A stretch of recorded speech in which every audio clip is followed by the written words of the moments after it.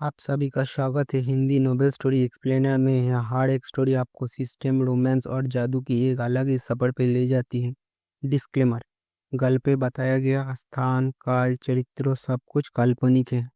अध्याय 251। संजय खन्ना को यह उम्मीद नहीं थी कि मास्टर सिद्धार्थ को उन्होंने जो अमृत दिया था उसमें वास्तव में नींव निर्माण की गोली के फॉर्मूले के लिए आवश्यक अमृत मौजूद थे।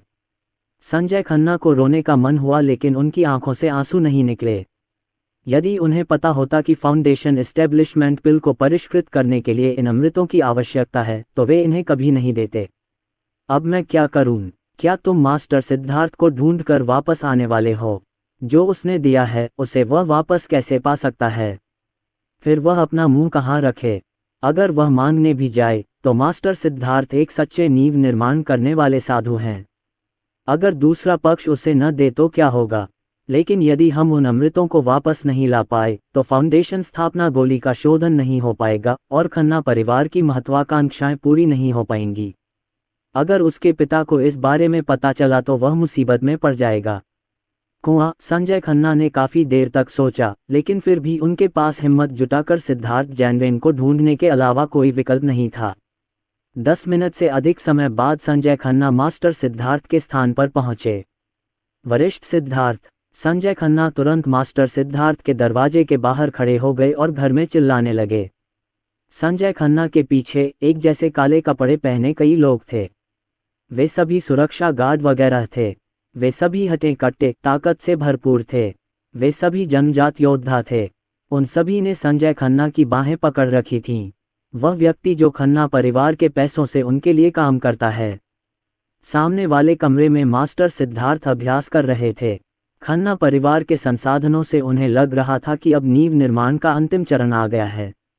संजय खन्ना की आवाज़ सुनते ही मास्टर सिद्धार्थ की भौहें अचानक तंग गईं। यह आदमी यहाँ क्या कर रहा है? मास्टर सिद्धार्थ ने ध्यान देने का इरादा नहीं किया। क्या सीनियर सिद्धार्थ यहाँ हैं? लेकिन दरवाजे के बाहर संजय खन्ना की आवाज़ फिर गूंजी। क्या बात, क्या बात? मास्टर सिद्धार्थ ने दरवाजा खोला। अभी भी ताओवादी वस्त्र पहने हुए एक अमर और ताओवादी की तरह दिख रहे थे, बेहद असाधारण, और तुरंत संजय खन्ना से शांत स्वर में कहा। मास्टर सिद्धार्थ को अपने सामने देखकर संजय खन्ना फिर से चौंक गए और उन्हें उनके द्वारा एक बार फिर से अत्याचार का एहसास हुआ। न केवल जो जे बल्कि उनके पीछे के लोग भी। वरिष्ठ सिद्धार्थ, आपको परेशान करने के लिए मुझे खेद है। खैर, मैं आपसे एक प्रश्न पूछना चाहता हूँ। यद्यपि संजय खन्ना को मास्टर सिद्धार्थ की शक्ति का एहसास था, लेकिन यह उनके खन्ना परिवार में था। उन्होंने कोई डर नहीं दिखाया और सीधे बात की। व्याख्या करना, उन्होंने ठंडे स्वर में कहा। मास्टर सिद्धार्थ ज्यादा बात नहीं करते थे और अपने शब्दों को सोने की तरह संजोकर रखते थे। कृपया पूछिए, पिछली बार मैंने आपको जो अमृत दिया था वह कहाँ है? संजय खन्ना ने बिना कुछ छिपाए तुरंत कहा। संजय खन्ना की बातें सुनकर सिद्धार्थ की आंखों में अचानक एक अजीब सा रंग चमक उठा। अमृत? मास्टर सिद्धार्थ के मन में एक और शंका थी।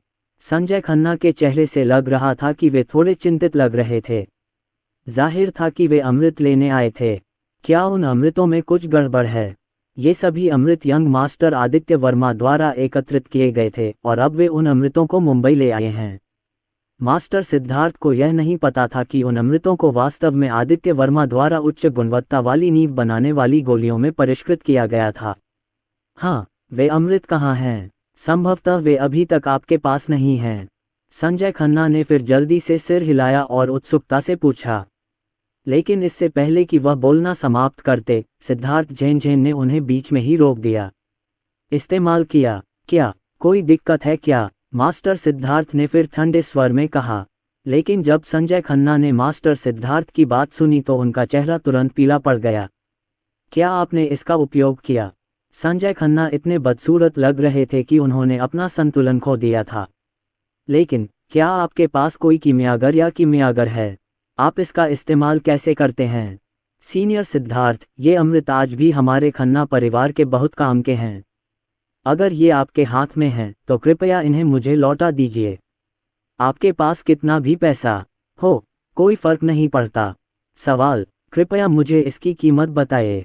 संजय खन्ना अभी भी मास्टर सिद्धार्थ की बात पर यकीन करने से इनकार कर रहे थे। उन्हें यकीन नहीं हो रहा था कि उन अमृतों का इस्तेमाल दूसरे पक्ष ने किया था। दूसरा पक्ष कोई कीमियागर वगैरह तो था नहीं, तो वह उनका इस्तेमाल कैसे कर सकता था। ये सुनकर मास्टर सिद्धार्थ ने संजय खन्ना की ओर तेज आंखों से देखा। क्या पिंडाओं को तुम्हें यह समझाने की ज़रूरत है कि इसका सही इस्तेमाल कैसे किया जाए? पिंडाओं ने तुम्हारे खन्ना परिवार के लिए काम किया था और फाउंडेशन एस्टेब्लिशमेंट बिल भी वापस ले गया था। क्या कुछ अमृत का इस्तेमाल करना काफ़ी नहीं है? ये वाकई डराने वाला है। अगर ऐसा है तो पिंडाओं को अब यहाँ रहने की कोई ज़रूरत नहीं है। मास्टर सिद्धार्थ ने तुरंत फिर से तीखे स्वर में कहा। उनकी आवाज़ में कोई अटपटापन नहीं था। हालांकि वह खन्ना परिवार के लिए काम करता था, लेकिन वह खन्ना परिवार का गुलाम नहीं था। वह तो बस खन्ना परिवार के संसाधनों का फ़ायदा उठाकर खुद को मजबूत करना चाहता था। इस समय संजय खन्ना ने सचमुच इस तरह का सवाल किया। मास्टर सिद्धार्थ को तुरंत बुरा लगा जब उसने उनसे तीखे स्वर में बात की। नींव बनाने वाले भिक्षुओं में भी नींव बनाने वाले भिक्षुओं का अहंकार होता है। तुरंत ही मास्टर सिद्धार्थ सीधे जाने के लिए तैयार हो गए। मेरा वो मतलब नहीं था। सीनियर सिद्धार्थ। जब संजय खन्ना ने मास्टर सिद्धार्थ की बात सुनी तो उनके चेहरे के भाव फिर बदल गए और उन्होंने अपनी बात जारी रखी।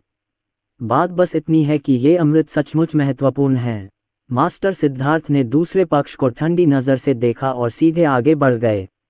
रास्ते से अलग हटें, मास्टर सिद्धार्थ ने फिर ठंडे स्वर में कहा। उनके शरीर से धीरे धीरे एक शक्तिशाली आभा निकली और वे प्रतिद्वंद्वी की ओर बढ़े। एक पल में संजय खन्ना और उनके पीछे खड़े लोगों के चेहरे पर बेहद डर बैठ गया। ऐसा लग रहा था जैसे उनकी गर्दन पर चाकू रखा हो। संजय खन्ना और अन्य लोग तुरंत पीछे हटने और रास्ता बनाने से खुद को नहीं रोक सके। हालांकि इस समय मेरा खन्ना परिवार जब चाहे तब यहीं रहकर चला नहीं जाता। अचानक एक दिशा से एक ठंडी आवाज आई, जिसमें एक शक्तिशाली भेदक शक्ति थी जो पूरे स्थान में गूंज गई। सभी लोग आवाज के पीछे गए और देखा कि एक अधेड़ उम्र का आदमी काली बनियान पहने हुए धीरे धीरे चल रहा है। यह अधेड़ उम्र का आदमी भी 40 के आसपास का लग रहा है और उसकी शक्ल कुछ राजेश खन्ना से मिलती जुलती है। वह खन्ना परिवार का दूसरा सबसे बड़ा आदमी जोतिया नहीं है, दूसरे चाचा। जब संजय खन्ना ने इस आदमी को देखा तो उनकी आंखें अचानक चमक उठीं और वह सीधे चिल्ला पड़े, दूसरा मास्टर, दूसरा मास्टर, दूसरा मास्टर। उनके बगल में खड़े लोगों ने भी अराजित खन्ना को सम्मानपूर्वक पुकारा। ये अराजित खन्ना न सिर्फ खन्ना परिवार में दूसरे नंबर के व्यक्ति हैं, बल्कि राजेश खन्ना के भाई भी हैं। वे दूसरे गुरु और एक सच्चे नींव निर्माता भी हैं। भले ही आप मेरे खन्ना परिवार को बलिदान दे रहे हों, आपको मेरे खन्ना परिवार के नियमों का पालन करना होगा। अराजित खन्ना ने संजय खन्ना और अन्य लोगों की बात को नज़रअंदाज कर दिया, लेकिन सीधे मास्टर सिद्धार्थ की ओर देखा और ठंडे स्वर में बिना किसी सवाल के कहा, क्या तुम अब भी मुझे जाने नहीं दोगे? क्या तुम मुझे जबरदस्ती रुकने पर मजबूर करना चाहते हो? मास्टर सिद्धार्थ की आंखें सिकुड़ गईं और उन्होंने ठंडे स्वर में कहा। वह स्वाभाविक रूप से देख सकते थे कि दूसरा पक्ष शक्तिशाली था और उसकी साधना का स्तर भी उनके जैसा ही था, लेकिन अगर वह सचमुच लड़ना चाहते थे तो उन्हें नहीं पता था कि कौन जीतेगा। तो क्या हुआ अगर मैं तुम्हें रुकने के लिए मजबूर करूं? अराजित खन्ना की आवाज़ फिर धीमी और अहंकार से भरी हुई आई। हाँ, यह इस बात पर निर्भर करता है कि आप में ये क्षमता है या नहीं। मास्टर सिद्धार्थ ने जब दूसरे पक्ष की बात सुनी तो वे पुनः हंस पड़े। बूम! इसके तुरंत बाद अनंत आध्यात्मिक शक्ति अचानक उठी और मास्टर सिद्धार्थ के शरीर पर प्रसारित हुई और एक शक्तिशाली आभा सीधे दूर चली गई। नींव निर्माण के मध्य चरण में सिद्धार्थ जैनरेन की शक्तिशाली साधना शक्ति बिना किसी आरक्षण के जारी की गई थी। घमंडी, आओ लड़े! अराजित खन्ना भी जोर से चिल्लाया और उसकी शक्तिशाली साधना शक्ति तुरंत मुक्त हो गई। बूम! अतुलनीय हिंसक शक्ति सीधे बाहर निकली। ये वस्तुतः नींव निर्माण का मध्य चरण था। टकराना! अगले ही क्षण अराजित खन्ना अचानक बाहर निकले और मास्टर सिद्धार्थ पर अतुलनीय आध्यात्मिक शक्ति का आक्रमण किया। गति बहुत तेज थी और उसने इतनी शक्तिशाली ताकत से मुक्का मारा कि अंतरिक्ष चीख उठा। वाह! जब गुरु सिद्धार्थ ने यह दृश्य देखा तो स्वाभाविक रूप से वे निष्क्रिय नहीं रहे। वे भी तुरंत हरकत में आ गए।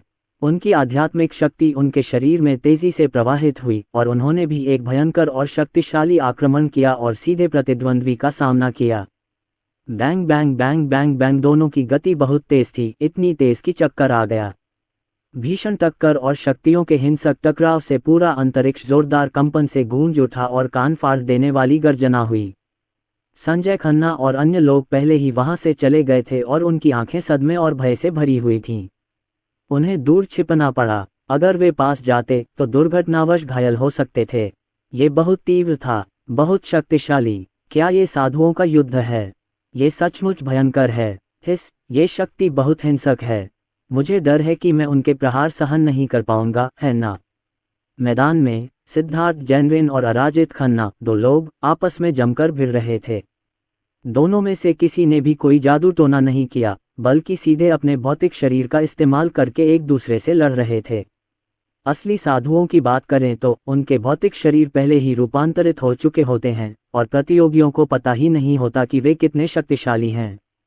साधारण तलवारों और बंदूकों से भी उन्हें भेदना मुश्किल होता है और संजय खन्ना और अन्य लोगों को किनारे पर खड़े देखकर लोग बेहद हैरान हैं। बूम, दोनों लोगों के शरीर फिर से आपस में जुड़ गए और वे एक दूसरे से टकरा गए, जिससे बहुत तेज गर्जना की आवाज हुई। अगले ही पल दोनों फिर से पीछे हट गए। मास्टर सिद्धार्थ और अराजित खन्ना के कपड़े थोड़े अस्त व्यस्त थे और दोनों थोड़े शर्मिंदा लग रहे थे, खासकर अराजित खन्ना के मुंह के कोने पर जहां खून लगा था।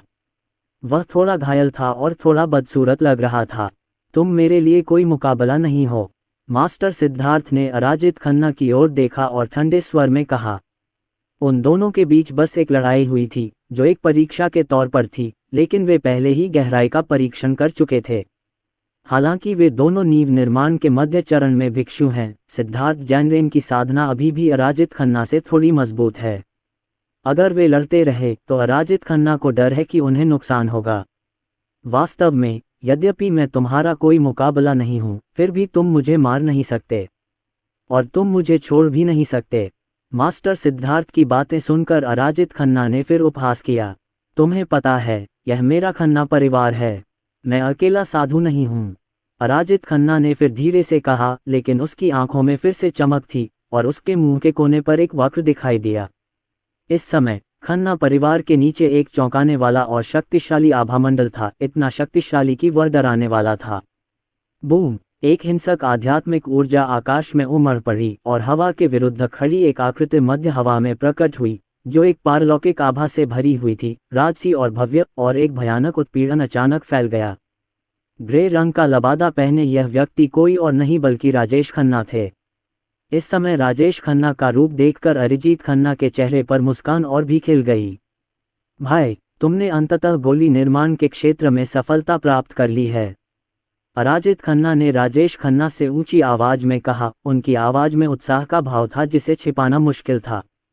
क्या डैन फॉर्मेशन क्षेत्र? क्या परिवार के मुखिया ने डैन फॉर्मेशन क्षेत्र प्राप्त कर लिया है? हे भगवान, इसमें कोई आश्चर्य नहीं कि इसकी गंध इतनी भयानक है। अराजित खन्ना की बातें सुनकर आसपास के लोग भी आश्चर्यचकित हो गए। ऊर्जा निर्माण क्षेत्र? पिताजी, आप कोर निर्माण क्षेत्र में एक मजबूत व्यक्ति हैं। संजय खन्ना भी बेहद उत्साहित थे।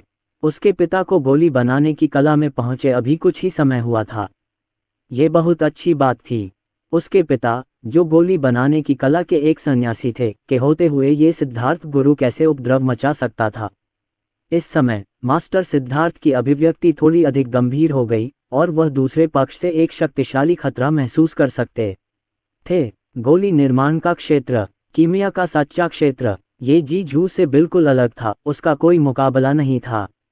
अगले ही क्षण राजेश खन्ना नीचे उतरे और 3 आंखों वाले स्वामी के ठीक सामने खड़े हो गए, लेकिन तुरंत ही एक शक्तिशाली दबाव आया।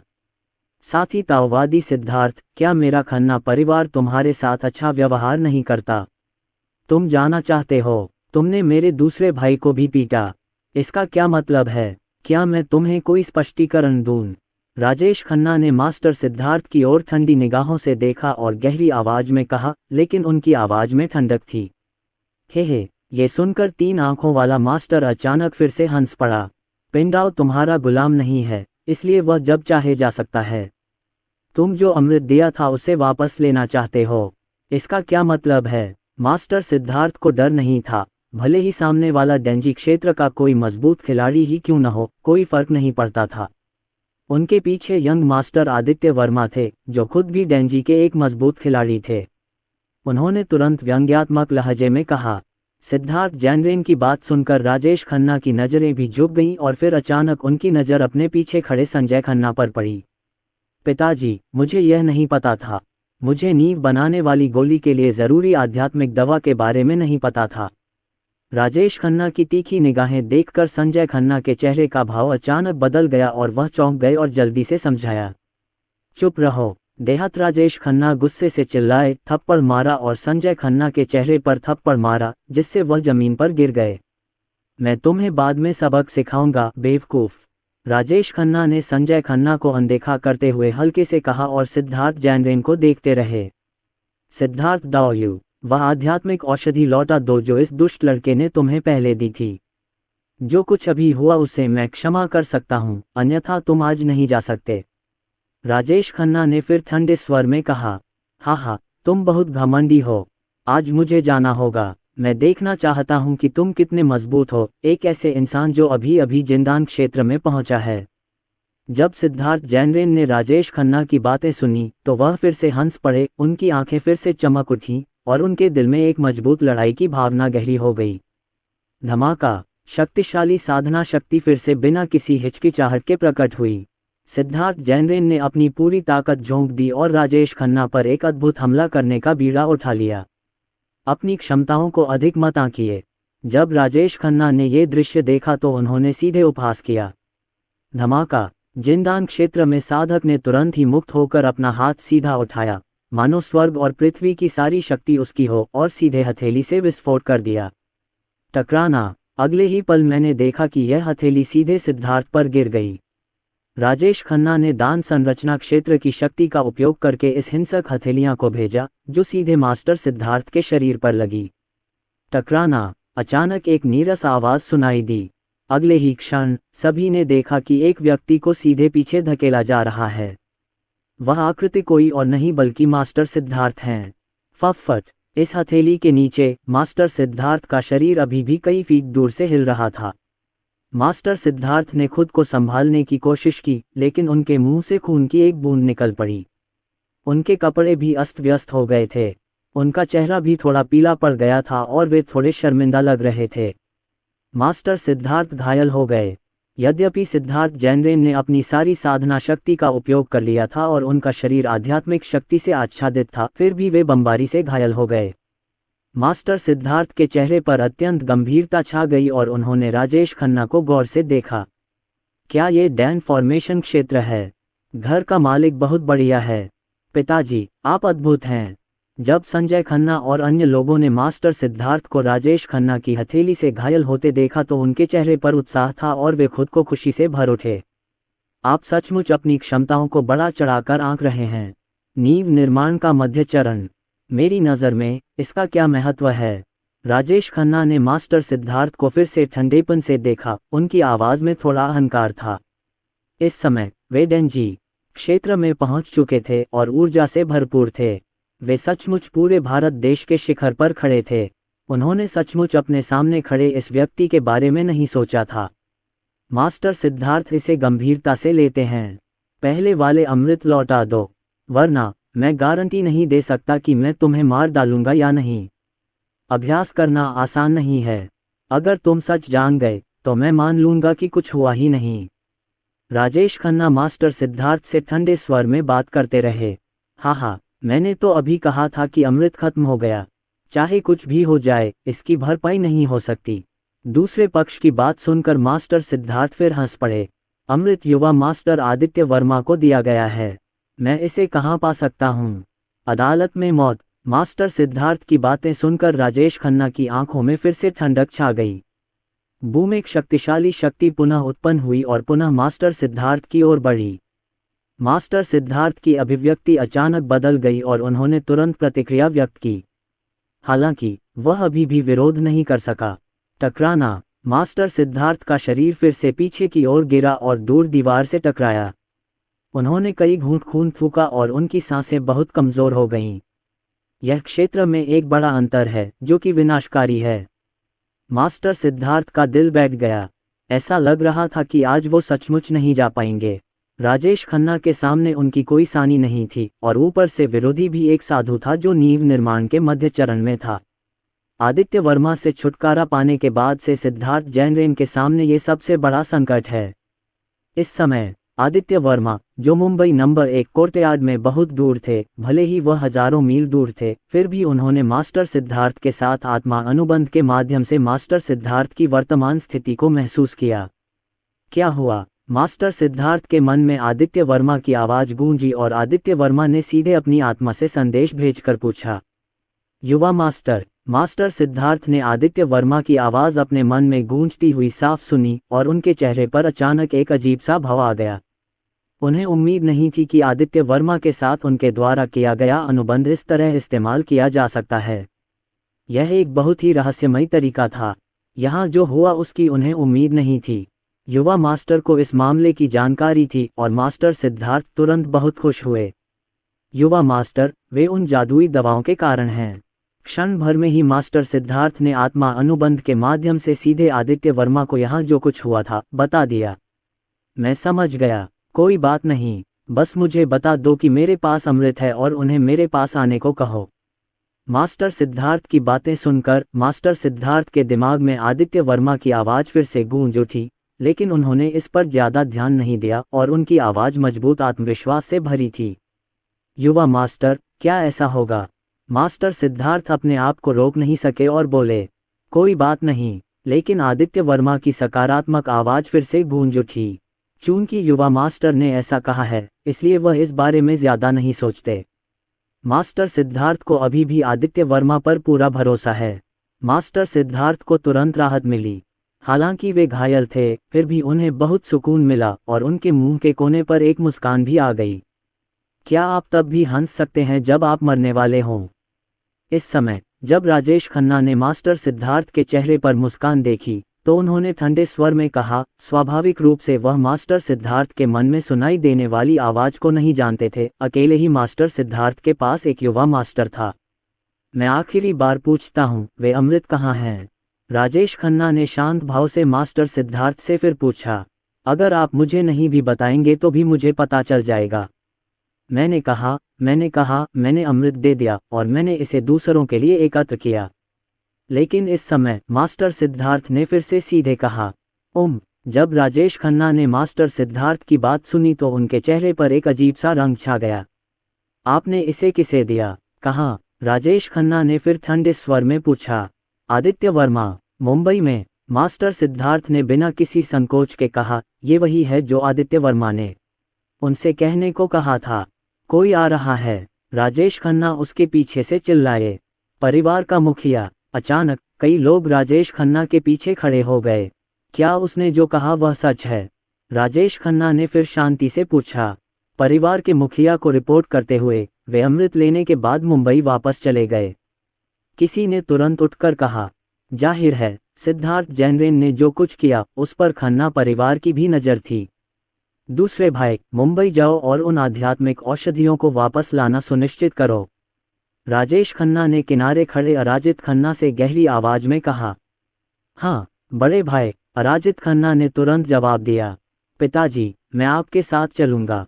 लेकिन इसी समय संजय खन्ना भी खड़े हो गए और बोले, जाओ, अगर जो तुमने दिया है वो वापस नहीं पा सकते तो तुम्हें वापस आने की ज़रूरत नहीं है। राजेश खन्ना ने फिर सख्ती से कहा। हाँ। अपने पिता की बातें सुनकर संजय खन्ना के चेहरे पर थोड़ी उदासी छा गई। जहां तक तुम्हारी बात है, तुम्हें फिलहाल मेरे खन्ना परिवार में ही रहना चाहिए। राजेश खन्ना ने फिर सिद्धार्थ जैनरेन की ओर देखा। अगले ही पल उसकी आंखों में फिर से एक तीखापन चमक उठा। धमाका। राजेश खन्ना अत्यधिक वेग से बाहर निकले, उनका शरीर चमक उठा और वे तुरंत सिद्धार्थ जैनरेन की ओर झुके, लेकिन उन्होंने सिद्धार्थ जैनरेन को हथेली से पटक दिया। सिद्धार्थ जैनरेन का चेहरा एक पल में फिर बदल गया और उसने मन ही मन कहा, ये ठीक नहीं है। साधना की शेष शक्ति अभी सक्रिय नहीं हुई थी और प्रतिद्वंद्वी की हथेली फिर से उस पर गिर गई। टकराना। पफ। सिद्धार्थ जैनरेन ने तुरंत ही मुंह में खून भर लिया और उसके आंतरिक अंग भी खून में फंस गए। उसकी सांसें क्षण भर में कमजोर हो गईं और उसके शरीर की आध्यात्मिक शक्ति इस क्षण अचानक लुप्त हो गई और उसकी अधिकांश जीवन शक्ति नष्ट हो गई। आह! सिद्धार्थ जैनरेन के मुंह से अचानक चीख निकल गई। तुम एक भयानक मौत मरोगे। सिद्धार्थ जैनरेन ने राजेश खन्ना को नाराजगी से देखा। इस समय प्रतिद्वंद्वी की हथेली के नीचे उसके शरीर की नींव वास्तव में प्रतिद्वंद्वी द्वारा उड़ा दी गई थी। दूसरे शब्दों में कहें तो उसकी खेती को प्रतिद्वंद्वी ने नष्ट कर दिया। मास्टर सिद्धार्थ ने राजेश खन्ना को बड़ी घृणा से देखा। उन्हें उम्मीद नहीं थी कि सामने वाला इतना क्रूर होगा। इसने वास्तव में उसके शरीर में ताऊ की नींव को नष्ट कर दिया। दूसरे शब्दों में उसका आधार निर्माण समाप्त हो गया है। वह अब आधार निर्माण करने वाला भिक्षु नहीं है। उसके शरीर की सारी आध्यात्मिक ऊर्जा नष्ट हो गई है और उसका साधना स्तर समाप्त हो गया है। वह इतनी गंभीर रूप से घायल हो गया था कि वह जन्मजात योद्धा भी नहीं रह गया था। ये दृश्य देखकर अराजित खन्ना के आसपास मौजूद लोग भी चौंक गए जब उन्होंने ये दृश्य देखा। बस एक नींव बनाने वाला भिक्षु। भविष्य में मेरे खन्ना परिवार में कई नींव बनाने वाले भिक्षु होंगे। राजेश खन्ना ने गर्व से कहा। दूसरे भाई, आगे बढ़ो। मैंने इस बार एक बड़ी सफलता हासिल की है और झाओ कियान, सुन और ली के परिवार के उन पुराने लोगों को भी लग सकता है कि खन्ना परिवार को अभी भी मेरी ज़रूरत है। राजेश खन्ना ने अराजित खन्ना से फिर कहा। झाओ कियान, सुन और ली का परिवार ग्रेट इंडिया के शीर्ष परिवारों के रूप में देश में दिग्गज हैं। उनमें शक्तिशाली भिक्षु भी हैं और सैकड़ों वर्षों से जीवित रहने वाले वृद्ध लोग भी हैं। इस बार उन्होंने मूल संरचना को तोड़ दिया। हो सकता है कि उन लोगों ने आभा को महसूस किया हो। सिद्धार्थ जैनरेन, जिनकी नींव निर्माण की खेती समाप्त कर दी गई थी, को खन्ना परिवार के लोगों ने ले लिया और अराजित खन्ना और संजय खन्ना भी खन्ना परिवार के कुछ योद्धाओं के साथ मुंबई जाने का अवसर लेने की तैयारी में निकल पड़े। कोर्टयार्ड नंबर 1, मुंबई में आदित्य वर्मा की आंखों में भी तेज भाव था और चेहरे पर ठंडक थी। खन्ना परिवार मौत चाहता है। आदित्य वर्मा बुदबुदाया। दूसरे पक्ष ने वास्तव में सिद्धार्थ को नष्ट कर दिया, जिससे आदित्य वर्मा बहुत क्रोधित हो गया। सच कहें तो सिद्धार्थ मास्टर का ये भाग्य स्वयं उसके अपने कारण था। यदि उसने उससे अमृत इकट्ठा करने के लिए नहीं कहा होता। आदित्य वर्मा ने पहले कभी इस बारे में नहीं सोचा था। उसे लगा था कि उसने जो अमृत इकट्ठा किया था उसे दूसरों से छिपाने के लिए कई दूसरे अमृतों में मिलाया गया था, लेकिन उसने कभी नहीं सोचा था कि दूसरे पक्ष ने वास्तव में फाउंडेशन एस्टेब्लिशमेंट पिल के फॉर्मूले पर शोध किया होगा। हमने लोगों को मुंबई भी भेजा। सचमुच मौत की तलाश में हूँ। शायद अब मेरे लिए जिंगुआ जाने का समय आ गया है। वहाँ सिस्टम ने मुझे एक घर भी दिया, लेकिन अब एक दुश्मन आ रहा है और आदित्य वर्मा को बस इंतजार करने की जरूरत है। आराम से बैठो और प्रतीक्षा करो।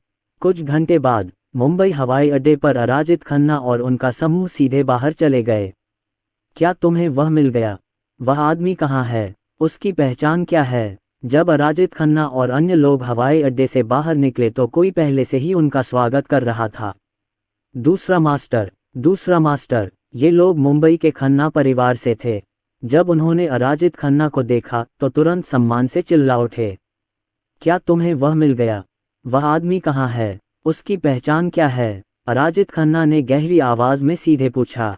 पता चल गया कि आदित्य वर्मा मुंबई नंबर 1 कोर्टयार्ड में हैं। जहां तक उनकी पहचान की बात है, वो साधारण नहीं हैं। वो येहाओ ग्रुप के सीईओ और बिरला ग्रुप कोलकाता के चेयरमैन हैं। वो न सिर्फ किन परिवार के करीब हैं, बल्कि कहा जाता है कि साउथ वेस्ट गार्ड्स आर्मी में अभी भी उनके संबंध हैं। अचानक किसी ने खड़े होकर अराजित खन्ना से कहा, और वास्तव में आदित्य वर्मा की जानकारी बहुत स्पष्ट रूप से पता चली। इस व्यक्ति की रिपोर्ट सुनने के बाद अराजित खन्ना के चेहरे पर अचानक एक अजीब सा रंग दिखाई दिया। क्या इसका संबंध साउथ वेस्ट गार्ड्स आर्मी से भी है? अराजित खन्ना ने धीमी आवाज में फिर पूछा। हाँ, उस आदमी की गाड़ी में से एक गार्ड्स आर्मी की नंबर 3 गाड़ी थी। हो सकता है कि वहां साउथ वेस्ट गार्ड्स आर्मी के वरिष्ठ अधिकारी हों। अचानक आदमी ने फिर से निश्चितता के साथ कहा। अराजित खन्ना के हाव भाव थोड़े बदल गए। मुंबई जिंगहुआ जैसी नहीं है। हर जगह बड़े बड़े बॉस होते हैं, लेकिन साउथ वेस्ट गार्ड्स आर्मी एक ऐसा अस्तित्व है जिसे मुंबई में उकसाया नहीं जा सकता, क्योंकि साउथ वेस्ट गार्ड्स आर्मी में भी साधु होते हैं। लेकिन अराजित खन्ना को यह उम्मीद नहीं थी कि दूसरा पक्ष वास्तव में साउथ वेस्ट गार्ड्स आर्मी से संबंधित था। इस लड़के में किस तरह की ताकत है? अराजित खन्ना ने फिर पूछा। मुझे नहीं पता, उसे योद्धा होना चाहिए। आदमी ने फिर कमजोरी से कहा, निश्चित नहीं। ये सुनकर अराजित खन्ना की आंखें फिर चमक उठीं और वह फिर हंस पड़े। एक योद्धा, जब तक साउथ वेस्ट गार्ड्स का आदमी कार्रवाई नहीं करता तब तक कोई फर्क नहीं पड़ता। अगर वह करता भी है तो वह मुझे जाने में मदद नहीं कर सकता। अराजित खन्ना को लगा कि वे ज़रूरत से ज़्यादा सोच रहे हैं। वे भी नींव निर्माण के मध्य चरण में एक सन्यासी थे। छोटी सी मुंबई में उन्हें घाटा कैसे हो सकता है? ये बिल्कुल असंभव है। तुरंत ही कई लोग कई अन्य कारों में सवार होकर सीधे मुंबई नंबर 1 कोर्टयार्ड की ओर चल पड़े। कुछ ही देर बाद ये गाड़ियां मुंबई नंबर 1 कोर्टयार्ड के बाहर पहुंच गईं। यह कोई छोटी मोटी लड़ाई नहीं थी और इसने कई लोगों का ध्यान खींचा। नमस्ते, आप क्या करते हैं? गेट पर सुरक्षा गार्ड प्रदीप कुमार इन कारों को देखकर हैरान रह गए, खासकर जब उन्होंने कारों में बैठे लोगों को देखा। किसी को ढूंढ रहा हूँ। क्या यहाँ आदित्य वर्मा नाम का कोई व्यक्ति है?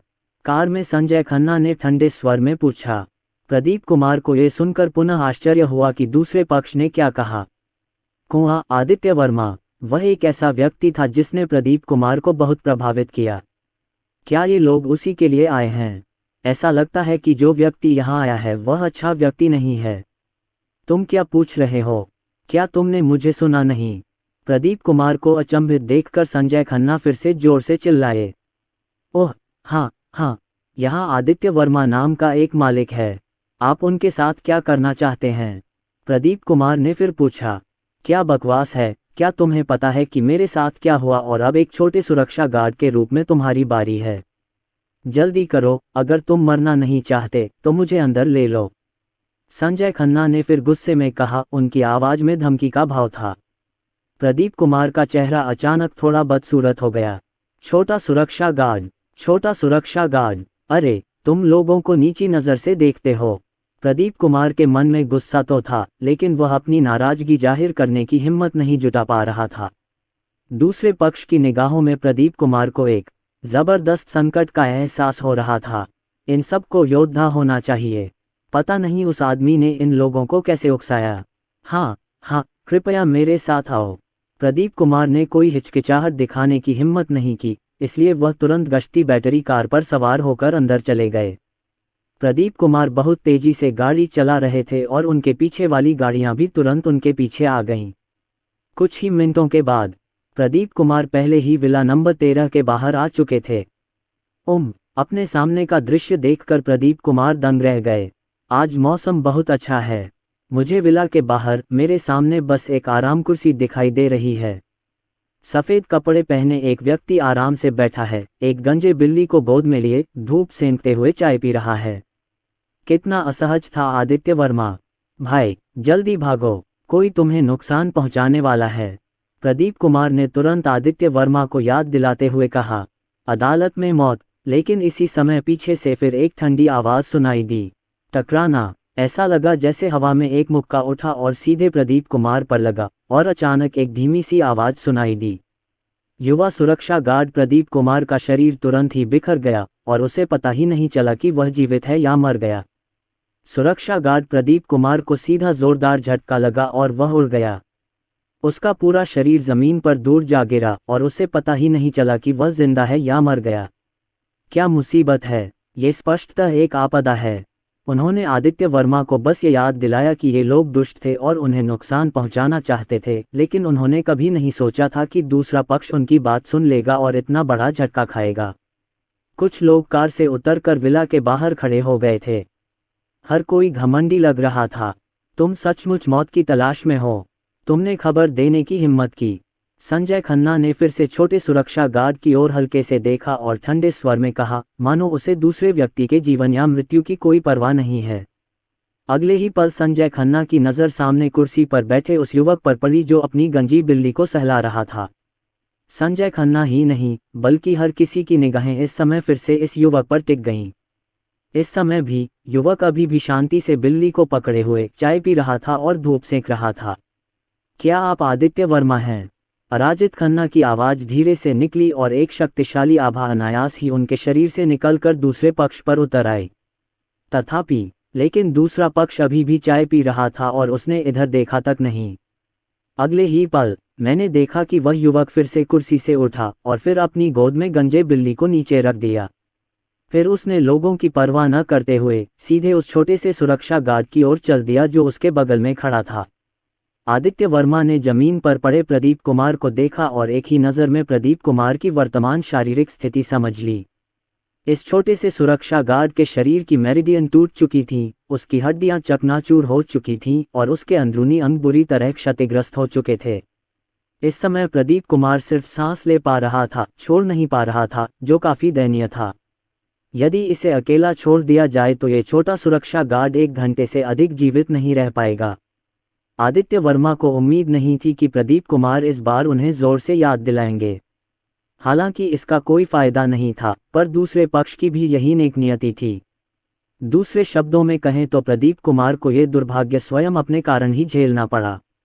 इसलिए आदित्य वर्मा असहाय होकर देखते रहे और इसे अनदेखा नहीं कर सके। परिणामस्वरूप आदित्य वर्मा प्रदीप कुमार के बगल में बैठ गए, जो सीधे अराजित खन्ना और अन्य लोगों की निगाहों के सामने थे। आदित्य वर्मा के हाथ में एक जैद सुई प्रकट हुई और सीधे प्रदीप कुमार के हृदय में चुभ गई।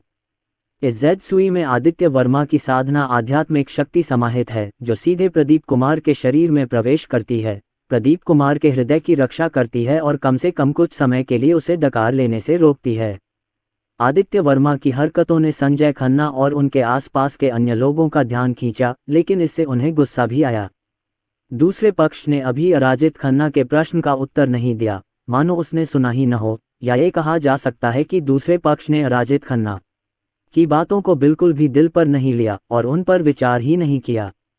लेकिन इसी समय अराजित खन्ना की नज़र उस जैद सुई पर पड़ी जिसे आदित्य वर्मा ने सुरक्षा गार्ड के शरीर में डाला था, और उसकी आंखें अचानक जम गईं।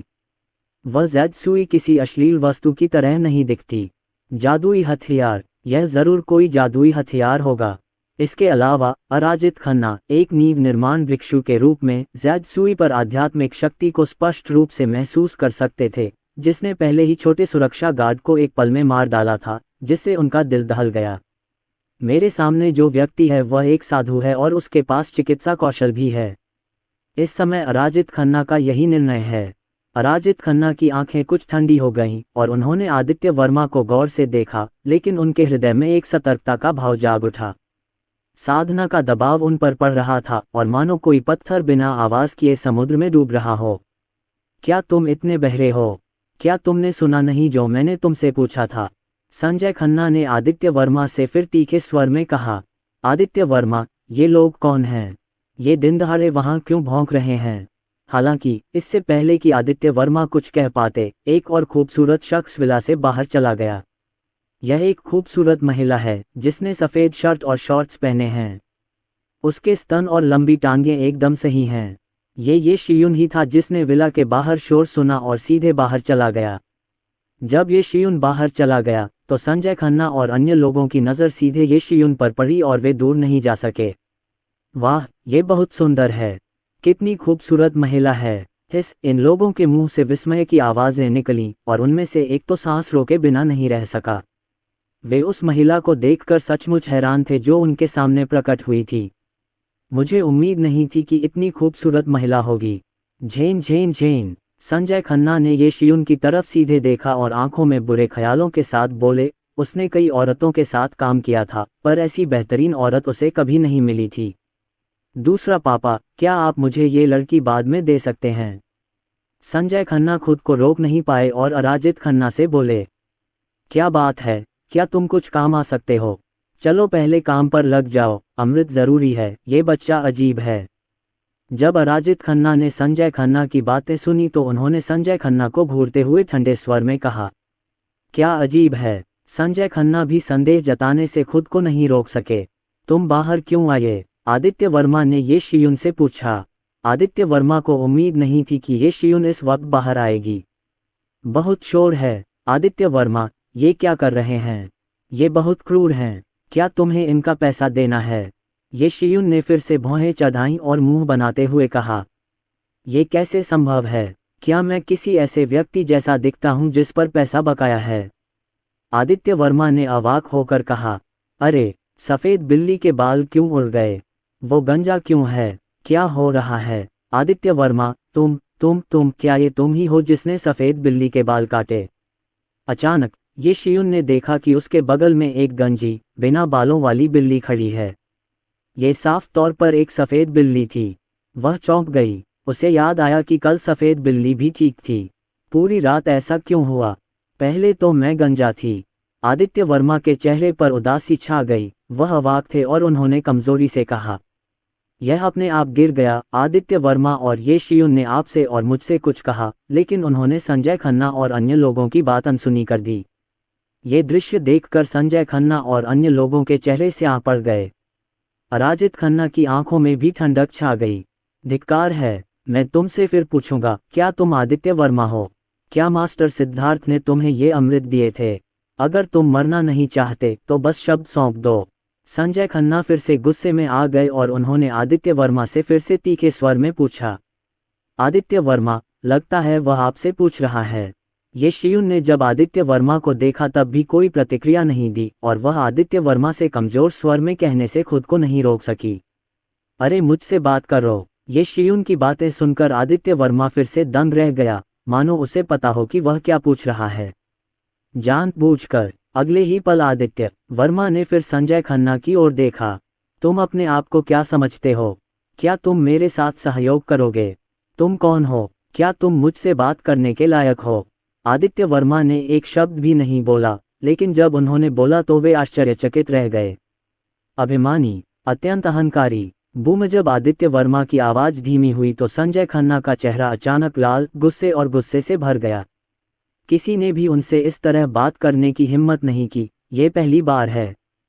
संजय खन्ना नाराज थे। अदालत में मौत। बूम।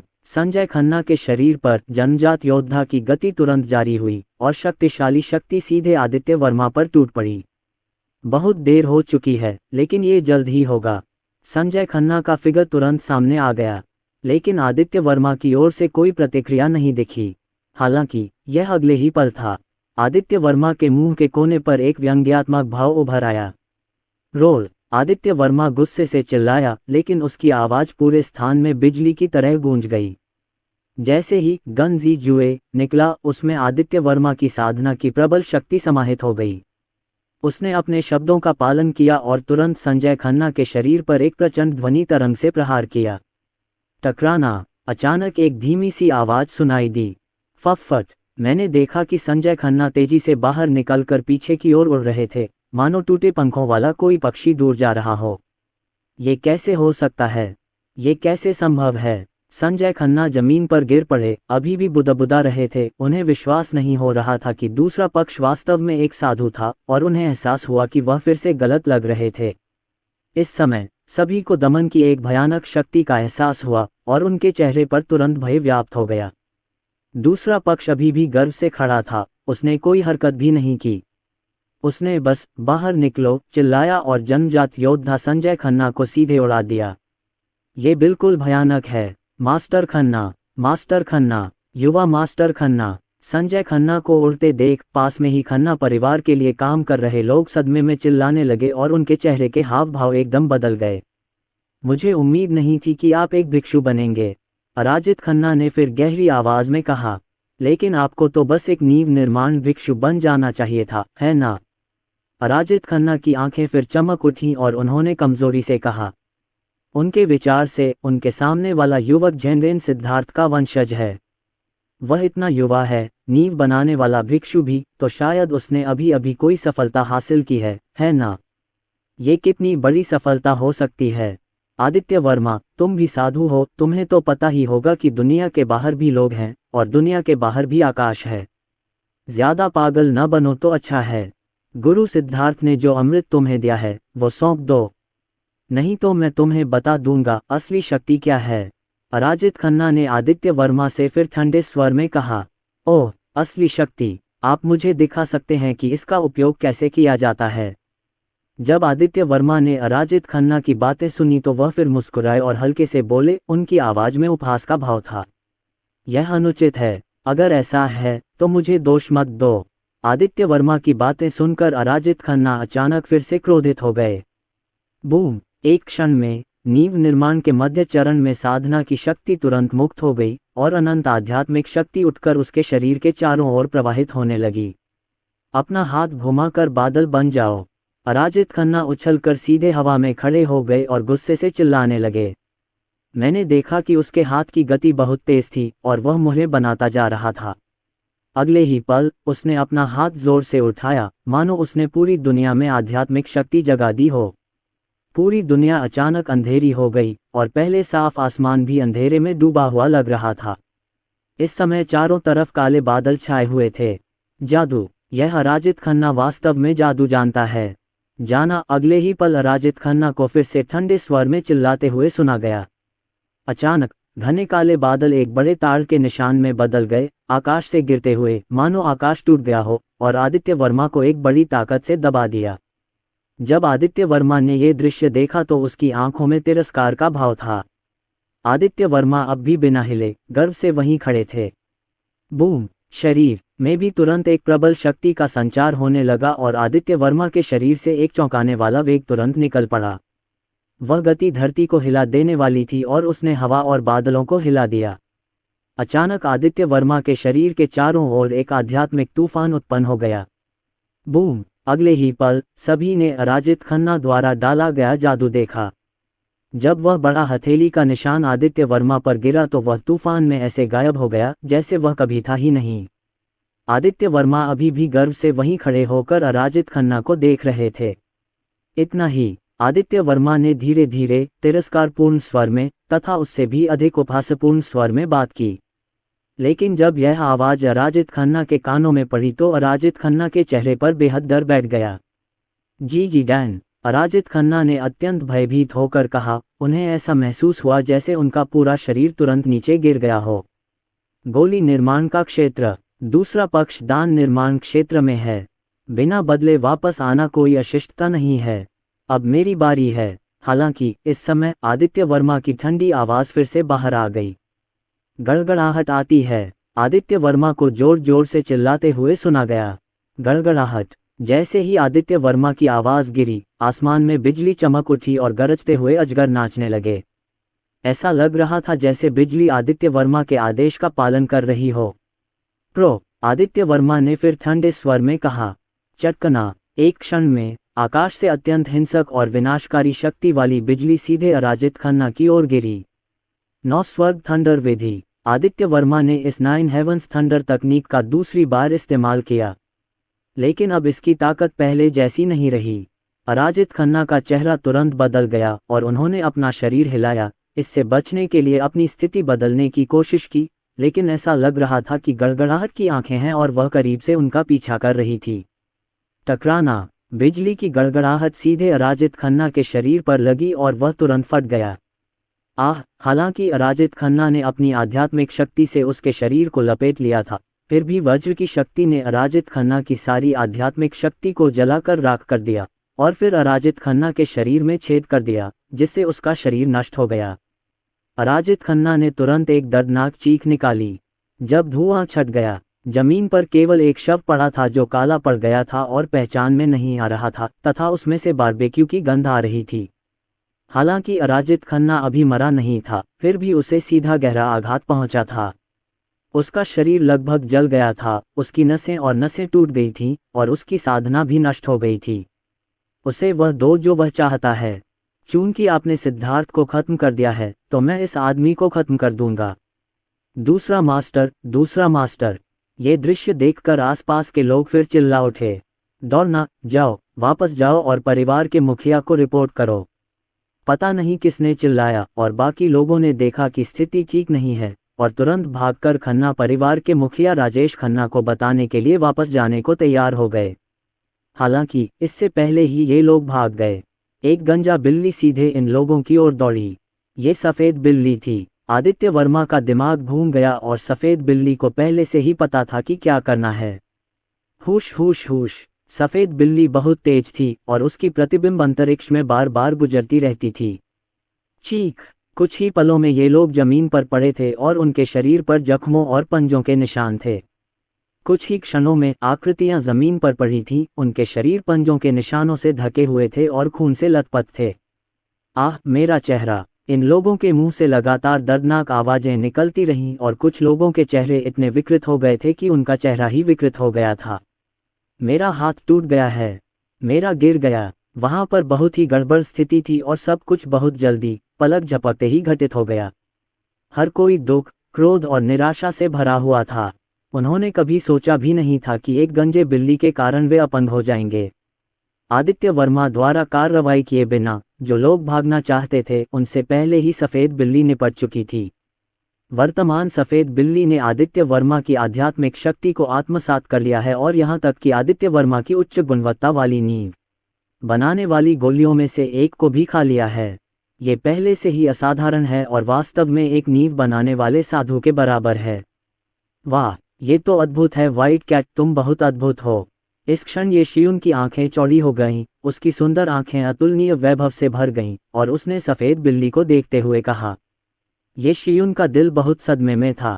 हालांकि वो लंबे समय से जानती थी कि आदित्य वर्मा के साथ बहुत अच्छा व्यवहार करता है, लेकिन उसने ये उम्मीद नहीं की थी कि आदित्य वर्मा इतना शक्तिशाली होगा। यह एक असली साधु है। इसके अलावा घर की सफ़ेद बिल्ली भी बहुत शक्तिशाली होती है। म्याऊं, जब सफ़ेद बिल्ली इन सभी लोगों से निपट चुकी तो वह आदित्य वर्मा पर फिर से भौंकने लगी, मानो श्रेय मान रही हो। क्या आपने अच्छा काम किया? क्या आप अभी भी फाउंडेशन स्थापना गोली चाहते हैं? जब आदित्य वर्मा ने सफ़ेद बिल्ली की चीख सुनी तो वह समझ गए कि सफ़ेद बिल्ली का क्या मतलब है और वास्तव में वह फाउंडेशन स्थापना गोली चाहते थे। अरे यार, क्या तुम सोचते हो कि मेरी उच्च गुणवत्ता वाली नींव बनाने वाली गोली सिर्फ एक नाश्ता है? यदि आप और अधिक लेकर वापस आते हैं तो मैं आपको एक और इनाम दूंगा। आदित्य वर्मा ने अवाक होकर कहा।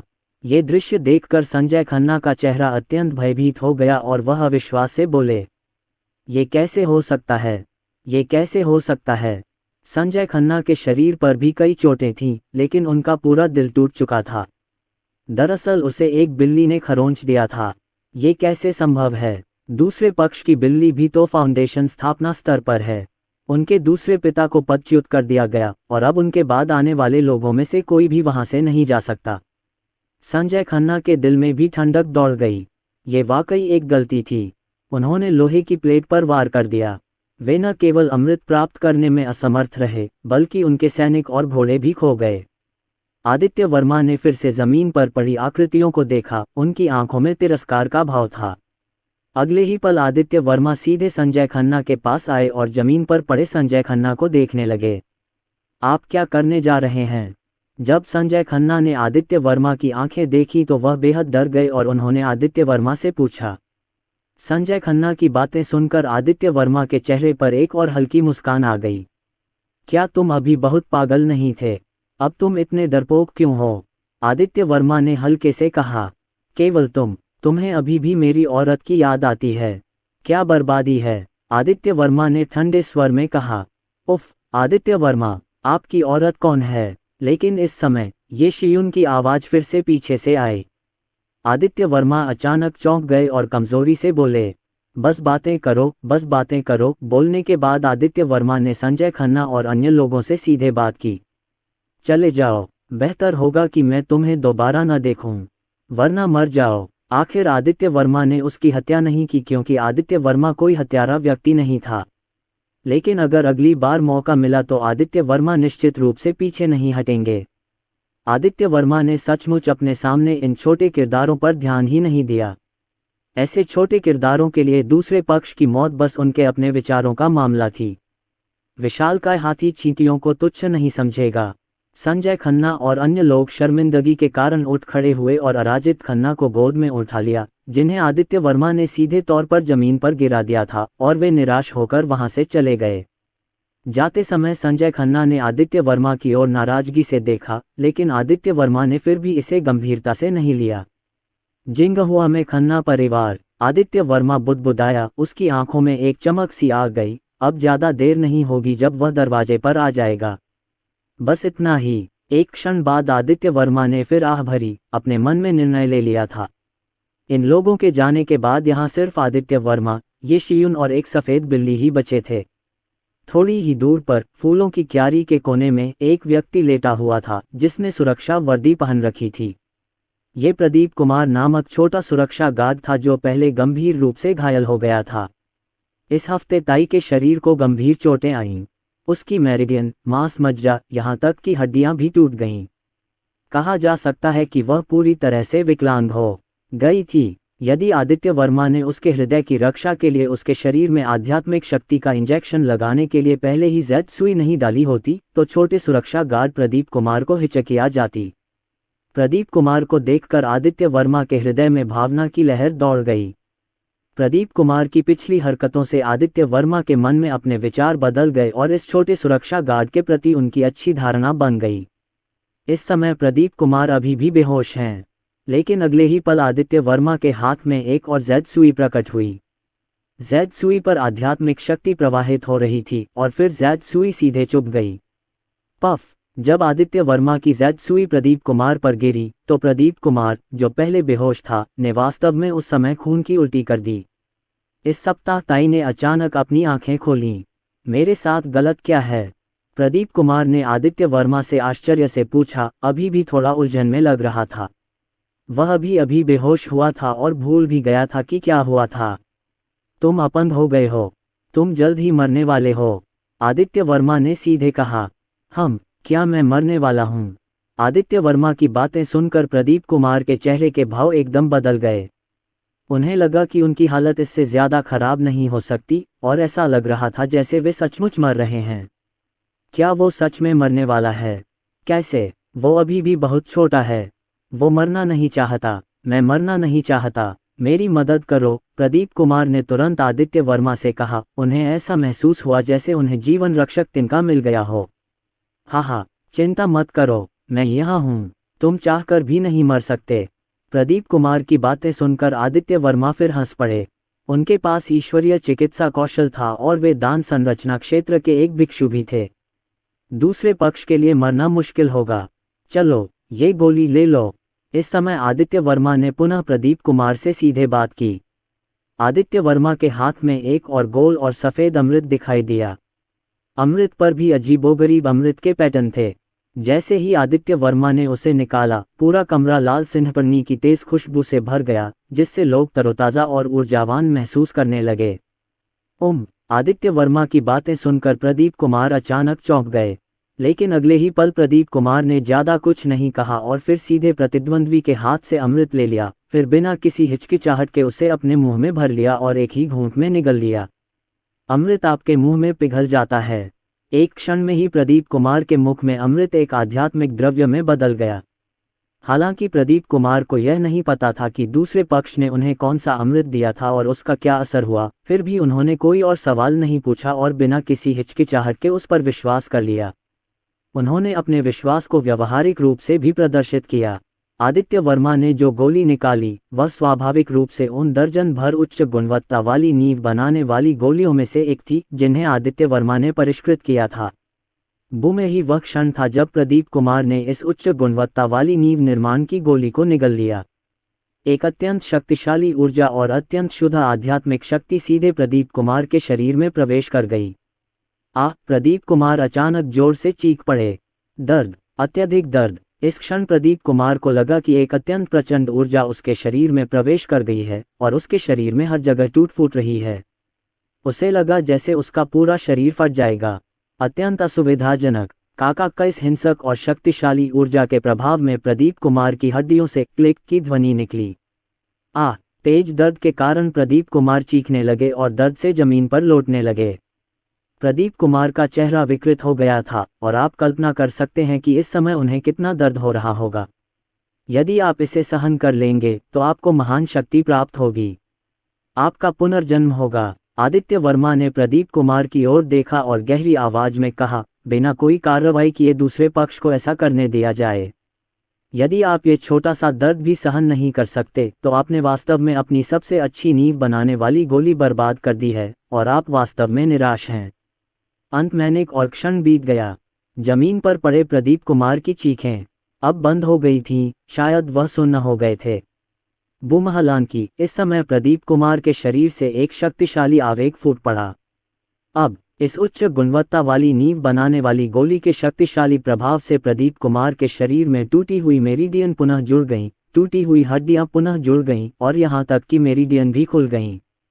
प्रदीप कुमार के शरीर में दंतियन क्षेत्र में एक छोटा सा मंच प्रकट हुआ है जिसमें शरीर की आध्यात्मिक शक्ति समाहित है और जो हर चीज का आधार है। नींव का निर्माण करें, अभ्यास की नींव तैयार करें। इसके अलावा प्रदीप कुमार के भौतिक शरीर में भी भारी परिवर्तन हुए तथा उनके शरीर की सतह से अशुद्धियों की एक मोटी धारा बह निकली। कंडराओं को धोएं और मज्जा को काटें। पुनर्जन्म। ये भी कहा जा सकता है कि इस समय प्रदीप कुमार एक नींव निर्माण करने वाले सन्यासी बन गए हैं। प्रदीप कुमार ने अपने शरीर में बदलाव महसूस किया और महसूस किया कि उनका शरीर शक्ति से भर गया है। वह हैरान थे और भी ज्यादा उत्साहित। आध्यात्मिक शक्ति। मैं आध्यात्मिक शक्ति महसूस कर रहा हूँ। मेरे साथ क्या गलत है? प्रदीप कुमार ने इस क्षण अपने शरीर में परिवर्तन महसूस किया और यहाँ तक कि अपने शरीर और संसार में आध्यात्मिक शक्ति को भी महसूस किया। प्रदीप कुमार ने आश्चर्य से कहा, अब से आप पहले से ही एक भिक्षु हैं, एक सच्चे नींव निर्माण भिक्षु। उसके बगल से सीधे आदित्य वर्मा की आवाज आई, क्या एक भिक्षु? मैं तो पहले से ही एक भिक्षु हूँ। हे भगवान, ये कैसे संभव है? मैं बहुत शक्तिशाली महसूस कर रहा हूँ। जब प्रदीप कुमार ने आदित्य वर्मा की बातें सुनी तो वह उत्साहित हुए बिना नहीं रह सके। क्या ये कोई साधु है? उसने बस दूसरे पक्ष की एक गोली खा ली और साधु बन गया। यह अविश्वसनीय है। लेकिन इस क्षण प्रदीप कुमार को अपने शरीर में एक शक्तिशाली शक्ति का संचार महसूस हुआ। भले ही यह अविश्वसनीय था, ये पहले से ही एक तथ्य था। कल्पना प्रदीप कुमार को लगा कि यह बहुत स्वप्निल है। अभी कुछ क्षण पहले उसे लगा कि उसे डकार आने वाली है। अप्रत्याशित रूप से दूसरे पक्ष की एक गोली ने न केवल उसके शरीर की सभी चोटों को ठीक कर दिया, बल्कि उसे एक नींव निर्माण भिक्षु भी बना दिया। यह एक अप्रत्याशित अच्छी बात थी। प्रदीप कुमार ने आदित्य वर्मा की ओर देखा। उनके दिल में जो उत्साह था वह कुछ देर के लिए शांत नहीं हो सका। हाँ, अब से तुम मेरे लिए कुछ भी कर सकते हो, आदित्य वर्मा ने फिर सीधे हंसते हुए कहा। आदित्य वर्मा की बातें सुनकर प्रदीप कुमार पुनः उत्साह से भर गए। प्रदीप कुमार ने बिना किसी हिचकिचाहट के भारी स्वर में सिर हिलाया। ये जांग एक आलिंगन की तरह है। उसकी जान दूसरे पक्ष ने बचाई थी और यह शक्तिशाली साधना स्तर भी दूसरे पक्ष ने ही दिया था। दूसरे पक्ष के लिए काम करना स्वाभाविक ही है। और दूसरी पार्टी तो बिग बॉस है। प्रदीप कुमार कब से बिग बॉस आदित्य वर्मा की गोद में बैठना चाहता था। आदित्य वर्मा ने प्रदीप कुमार को यह नींव निर्माण की गोली इसलिए दी थी क्योंकि वह भविष्य में उनसे अपने लिए काम करवाना चाहते थे। नाम मात्र के लिए उनके अधीन एकमात्र व्यक्ति सिद्धार्थ है, लेकिन अब एक और है। आदित्य वर्मा को अभी भी लगता था कि उन्हें अपने कुछ अधीनस्थों को प्रशिक्षित करना होगा। इसके अलावा आदित्य वर्मा के हाथों में अब 10 से अधिक उच्च गुणवत्ता वाली नींव बनाने वाली गोलियां हैं। एक फाउंडेशन स्थापना गोली एक फाउंडेशन स्थापना क्षेत्र भिक्षु बनाती है। अगर आप 10 से ज्यादा गोलियां लेते हैं तो यह 1 दर्जन से ज्यादा हो जाएगा। ये भी आत्मविश्वास है। भविष्य में उच्च गुणवत्ता वाली नींव बनाने वाली गोलियां और भी ज्यादा उपलब्ध होंगी। यह आपकी अपनी टीम बनाने की पूंजी है। इसके बाद आदित्य वर्मा बीजिंग जाने की तैयारी कर रहे हैं। प्रदीप कुमार और बाईमाओ के आने से आदित्य वर्मा को राहत महसूस हुई। मास्टर सिद्धार्थ अभी भी खन्ना परिवार में हैं। मास्टर सिद्धार्थ के गुरु होने के नाते मुझे अभी भी वहां जाना है। और इस बार जब वे जिंगहुआ गए तो आदित्य वर्मा ने जिंगहुआ में उनकी संपत्ति देखने के लिए वहां रुकने की योजना बनाई। आदित्य वर्मा हुई ने ये शियुन से फिर कहा और फिर सीधे मुंबई हवाई अड्डे के लिए रवाना हो गए। स्वाभाविक रूप से निजी जेट को लंबे समय से तैयार किया गया है। आदित्य वर्मा बिना किसी बाधा के वहां पहुंचे और शीघ्र ही निजी विमान में सवार होकर बीजिंग की यात्रा पर निकल पड़े। महान भारत की राजधानी जिंगहुआ बड़े बड़े लोगों से भरा पड़ा है। भारत के कई सबसे शक्तिशाली लोग मूलतः जिंगहुआ में ही रहते हैं। इसके अलावा जो दिग्गज जिंगहुआ के जीवन रक्त को नियंत्रित करते हैं वे भी जिंगहुआ में हैं। कुछ घंटे बाद जिंगहुआ हवाई अड्डे पर आदित्य वर्मा का फिगर बाहर चला गया। आदित्य वर्मा ने टैक्सी ली और जो के घर की ओर चल पड़े। इस समय संजय खन्ना और अन्य लोग खन्ना परिवार में लौट आए थे। बूम, क्या बर्बादी है। तुम मुंबई में एक छोटा सा झींगा भी नहीं मार सकते। मैं तो अमृत भी वापस नहीं लाया। तुम कितने बेकार हो। जो के घर पर राजेश खन्ना नीचे खड़े लोगों पर गुस्से से चिल्लाने लगे। संजय खन्ना और अन्य लोग डर से कांप रहे थे। पिताजी, वह लड़का एक साधु है। एक साधु? वह वास्तव में बिजली का उपयोग करना जानता है। ये वह लड़का था जिसने मेरे दूसरे पिता को मारने के लिए बिजली का उपयोग किया था। संजय खन्ना ने तुरंत फिर कहा, भिक्षु लेईफा के लिए ये कैसे संभव है? छोटे से मुंबई में ऐसा व्यक्ति कैसे आ सकता है? जब राजेश खन्ना ने संजय खन्ना की आवाज़ सुनी तो उनके चेहरे पर एक अजीब सा भाव आ गया। उनकी भौहें अचानक सिकुड़ गईं और उन्होंने उदास होकर कहा, थंडर विधि एक शक्तिशाली ताव विधि है जिसमें वह भी महारत हासिल नहीं कर सकता। मुंबई के सभी छोटे लोगों के साथ ऐसा कैसे हो सकता है? राजेश खन्ना अपने दिल में संदेह महसूस करने से खुद को नहीं रोक सके। जब राजेश खन्ना ने संजय खन्ना की बातें सुनी तो उनकी आंखें चमक उठीं। रेफा, दूसरा पक्ष न सिर्फ साधु है बल्कि वज्र भी चलाना जानता है। ये कुछ ऐसा था जिसकी राजेश खन्ना को बिल्कुल उम्मीद नहीं थी। इस आदमी की पहचान क्या है? राजेश खन्ना ने मन ही मन आदित्य वर्मा की पहचान का अंदाज़ा लगाते हुए फिर से बुदबुदाया, क्या यह उन पहाड़ों से नीचे आया? भारत देश में पवित्र पर्वत हैं और वे पर्वत अलौकिक जगत में हैं और उन पर्वतों पर ऐसा कहा जाता है कि वास्तविक अमर व्यक्ति रहते हैं, अमर संप्रदाय हैं और उनके बीच अमरता की रूढ़िवादी विरासत है। राजेश खन्ना एक सन्यासी थे। वे लंबे समय तक जीवित रहे थे और कुछ ऐसी बातें जानते थे जो हम लोग नहीं जानते। अब जब राजेश खन्ना को पता चला कि आदित्य वर्मा थंडर मेथड जानता है तो उसके मन में शक हुआ, क्या ये आदमी उन परी पर्वतों से नीचे आ सकता है? तुम्हें पता होना चाहिए कि स्वर्ग और पृथ्वी के 3000 मार्गों में से वज्र का मार्ग सबसे शक्तिशाली और धर्मी मार्गों में से एक है।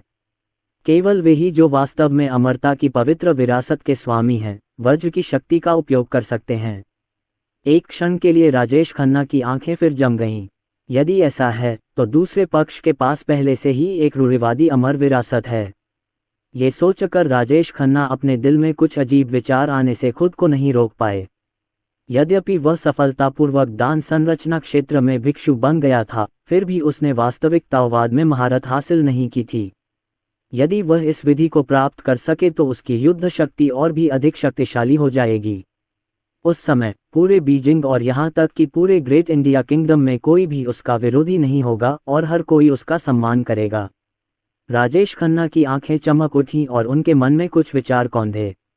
उन्होंने अपना पुराना नाम बदलकर कुनलुन इसलिए रखा क्योंकि वे सचमुच कुनलुन के शिखर पर खड़े होकर एक पारलौकिक अस्तित्व बनना चाहते थे। अभी उसके पास एक अवसर है और यह अवसर आदित्य वर्मा नाम के इस लड़के के पास है। ये बच्चा बहुत क्रूर है।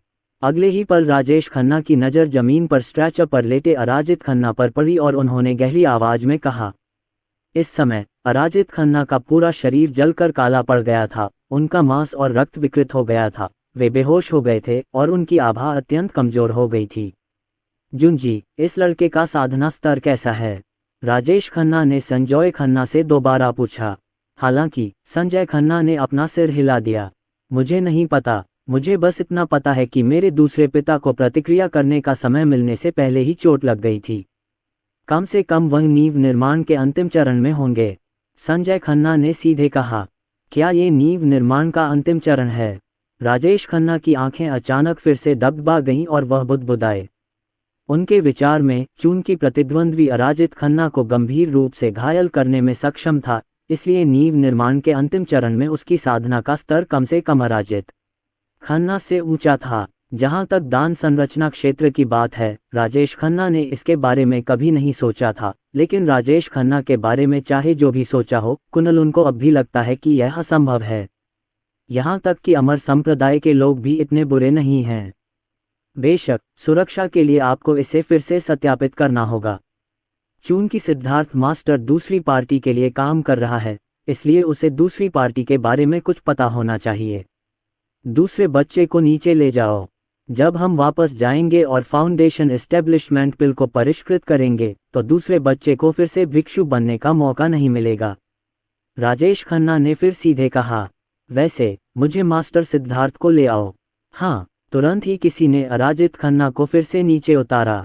कुछ समय बाद मास्टर सिद्धार्थ को पुनः बुलाया गया। इस समय मास्टर सिद्धार्थ अभी भी ताओवादी बागे पहने हुए थे, लेकिन ताओवादी बागे टूट गए थे और वह बहुत बुरे लग रहे थे, जैसे कि वह गंभीर रूप से बीमार थे और ताबूत में प्रवेश करने वाले थे। मास्टर सिद्धार्थ, अगर मैं आपसे कोई प्रश्न पूछूं तो उसका ईमानदारी से उत्तर दीजिए, किसी भी शारीरिक पीड़ा से बचने के लिए। राजेश खन्ना ने सीधे मास्टर सिद्धार्थ की ओर देखा और सख्ती से कहा।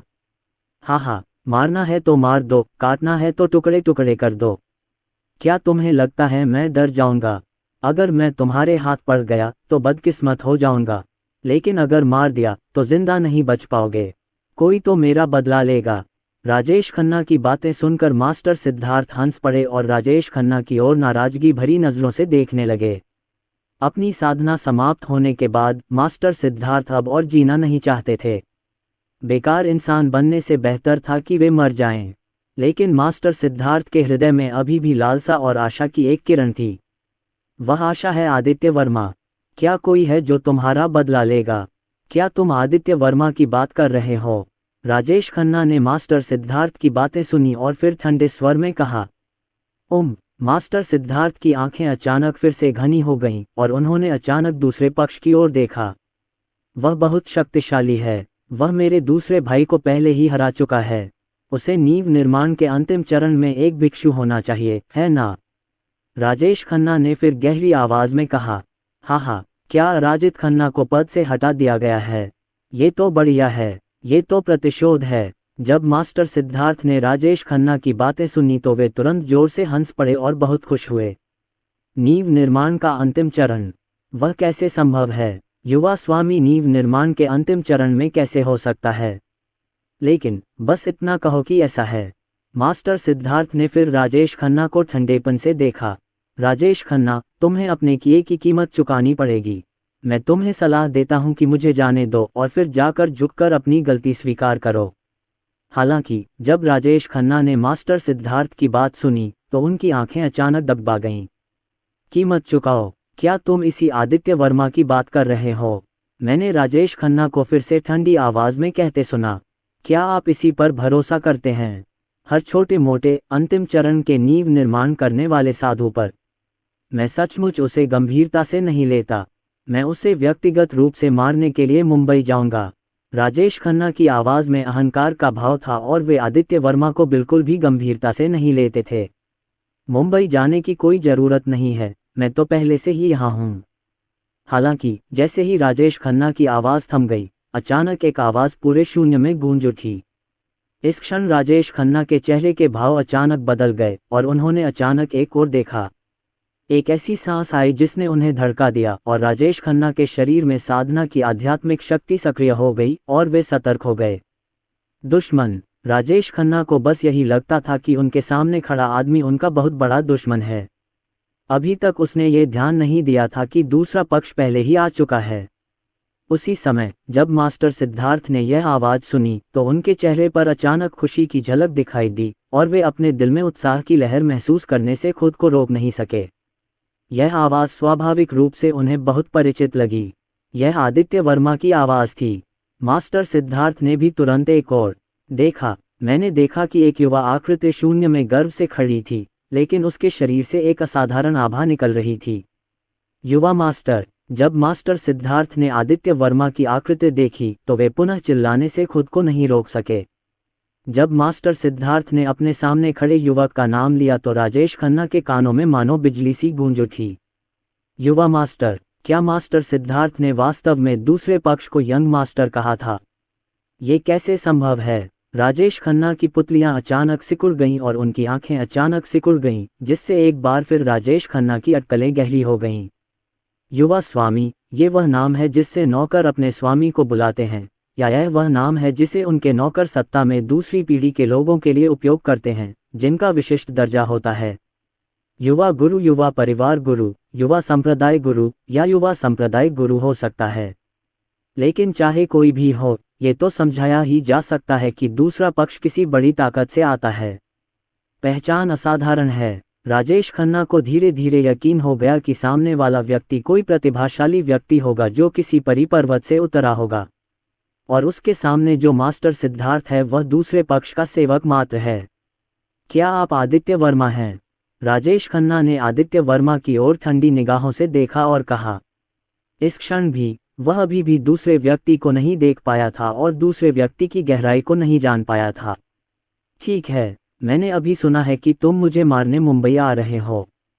खैर, मुझे परेशान मत करो, मैं इसे खुद तुम्हारे पास पहुंचा दूंगा। चलो करते हैं। आदित्य वर्मा ने शांति से कहा, मानो वह कोई सामान्य बात कह रहे हों। घमंडी, अमर संप्रदाय के लोगों का क्या? आज मैं तुम्हें बताऊंगा कि हर पहाड़ दूसरे से ऊंचा है। आदित्य वर्मा की बातें सुनकर राजेश खन्ना ने ठंडे स्वर में कहा। बूम जैसे ही राजेश खन्ना के शब्द गिरे, दान संरचना क्षेत्र के प्रारंभिक चरण में शक्तिशाली साधना स्तर सीधे राजेश खन्ना के शरीर से मुक्त हो गया और उनके शरीर पर एक आश्चर्यजनक शक्ति के साथ हिंसक आध्यात्मिक शक्ति का संचार हुआ। अमर संप्रदाय का व्यक्ति, मैं, हाँ। हालांकि आदित्य वर्मा फिर से हंसे। खेती का स्तर अच्छा है, लेकिन यह अभी भी पर्याप्त नहीं है। आदित्य वर्मा ने फिर शांति से कहा, आसपास भी नहीं। लेकिन आदित्य वर्मा के शब्द राजेश खन्ना के कानों में अंतहीन उपहास और तिरस्कार से भरे हुए थे। मृत्यु भुगतो, राजेश खन्ना ने फिर से सख्ती से चिल्लाया और एक अत्यंत भयंकर हमला हुआ जो सीधे आदित्य वर्मा पर टूट पड़ा। आदित्य वर्मा ने यह दृश्य देखा, लेकिन अचानक उनकी आंखें सिकुड़ गईं। अगले ही पल, धमाका, आदित्य वर्मा के शरीर ने भी सीधे साधना की शक्ति को सक्रिय कर दिया और एक धरती को हिला देने वाली गति आदित्य वर्मा के शरीर को केंद्र में रखते हुए एक पल में बह गई। इस समय सभी के भाव बदल गए। सभी को स्पष्ट रूप से उत्पीड़न की एक शक्तिशाली शक्ति का आभास हो रहा था।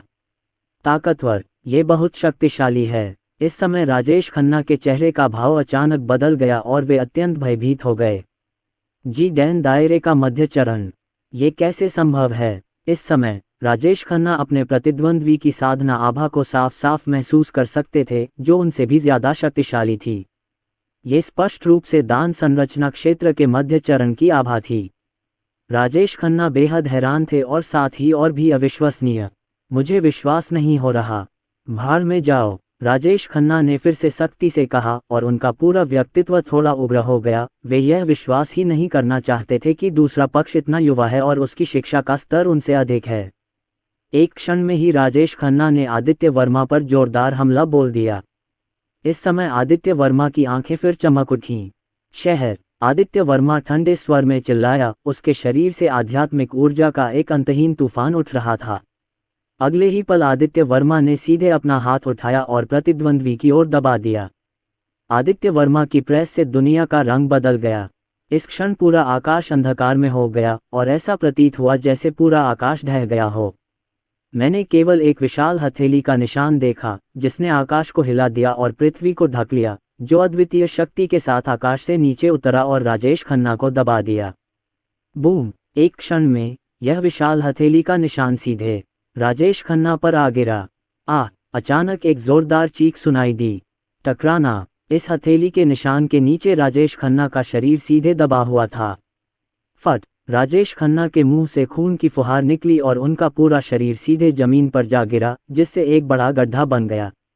इस वक्त राजेश खन्ना बेहद शर्मिंदा थे। अब उनकी हालत पहले जैसी नहीं रही। वो जमीन पर पड़े थे, उनके कपड़े फटे हुए और दागदार थे, यहाँ तक कि उनकी सांसें भी बहुत कमजोर हो रही थीं। घर का मालिक, पापा! कुछ ही दूरी पर संजय खन्ना और अन्य लोगों ने ये दृश्य और राजेश खन्ना को देखा और वे सभी चिल्ला उठे। हालांकि इस सप्ताह कुनलुन आदित्य वर्मा के हाथों में डैन फॉर्मेशन दायरे के प्रारंभिक चरण में था, फिर भी उसके पास वापस लड़ने की शक्ति नहीं थी और उसने अपना हाथ उठाकर उसे दबा दिया। आदित्य वर्मा अभी भी गर्व से हवा में खड़े थे, शांत और स्थिर दिख रहे थे। अगले ही पल आदित्य वर्मा धीरे धीरे नीचे गिर गया। युवा मास्टर सिद्धार्थ पहले ही आदित्य वर्मा के सामने पहुंच चुके थे और अपनी आवाज में गर्मी भरकर आदित्य वर्मा को फिर से पुकारा। मास्टर सिद्धार्थ भी इस समय मन ही मन बहुत हिल गए थे। युवा मास्टर होने के योग्य है। वह इतना शक्तिशाली है कि राजेश खन्ना, जो डैन फॉर्मेशन दायरे के शुरुआती चरण में था, भी आसानी से दब गया। मास्टर सिद्धार्थ के हृदय में एक बार फिर आदित्य वर्मा की शक्ति का गहरा बोध हुआ। हाँ, क्या आप ठीक हैं? आदित्य वर्मा ने हल्के से कहा। कोई बात नहीं, बस इस आदमी ने मेरी साधना नष्ट कर दी है। युवा स्वामी, अब से मैं आपके लिए काम कर सकता हूँ। मास्टर सिद्धार्थ ने दुख के भाव से सीधे कहा। हालांकि इससे पहले कि वह अपनी बात पूरी कर पाते, आदित्य वर्मा ने उन्हें बीच में ही रोक दिया। चिंता मत करो, तुम्हारी साधना वापस आ जाएगी। तुम और भी मजबूत हो जाओगे। आदित्य वर्मा ने मुस्कुराते हुए कहा, लेकिन उनकी आवाज में गहरा आत्मविश्वास था। आदित्य वर्मा की बातें मास्टर सिद्धार्थ के कानों में पड़ीं, लेकिन मास्टर सिद्धार्थ बेहद हैरान और उत्तेजित हो गए। उन्होंने बिना किसी हिचकिचाहट के आदित्य वर्मा की बातों पर विश्वास कर लिया। उसके सामने राजेश खन्ना मरे नहीं थे, बल्कि गंभीर रूप से घायल हो गए थे। वे फिर से संघर्ष कर रहे थे और लड़खड़ाते हुए उठ रहे थे। उसने आदित्य वर्मा की तरफ देखा। अब उसमें पहले जैसा अहंकार नहीं था, उसकी आंखें डर से भरी थीं।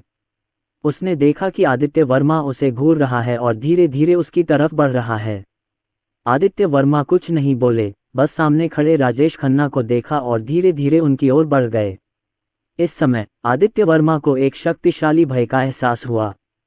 राजेश खन्ना को ऐसा लगा जैसे वह बर्फ के तहखाने में गिर गए हों और मरने वाले हों। अचानक आदित्य वर्मा के शरीर से एक और राजसी गति निकली। आदित्य वर्मा बिना किसी हिचकिचाहट के राजेश खन्ना को उनके सामने मारने के लिए तैयार थे। मेरी जान बख्श दो। हालांकि इससे पहले कि आदित्य वर्मा उसे मार पाते, राजेश खन्ना के चेहरे के हाव भाव अचानक बदल गए और वह चौंककर आदित्य वर्मा पर चिल्लाने लगे। वह मरना नहीं चाहता, वह दान संरचना क्षेत्र में एक भिक्षु है। मास्टर ली, कृपया मेरी जान बख्श दो, मुझे जीने दो, मैं गलत था। राजेश खन्ना ने तुरंत आदित्य वर्मा से दया की भीख मांगी। टकराना। अगले ही पल कुनलुन जोहू फिर से आदित्य वर्मा की ओर घुटनों के बल बैठ गया और उसके घुटने जमीन से टकराने पर एक आवाज हुई। मेरी जान बख्श दो, मैं तुम्हारे आगे झुक जाऊंगा। मैं आपको अपना स्वामी मानने को तैयार हूं और मैं आपकी सेवा आगे पीछे से कर सकता हूं। मेरे खन्ना परिवार की सारी संपत्ति तुम्हें दे दी जाएगी। मैं एक गोली बनाने वाला भिक्षु हूं, मेरे लिए इसके कुछ उपयोग हैं।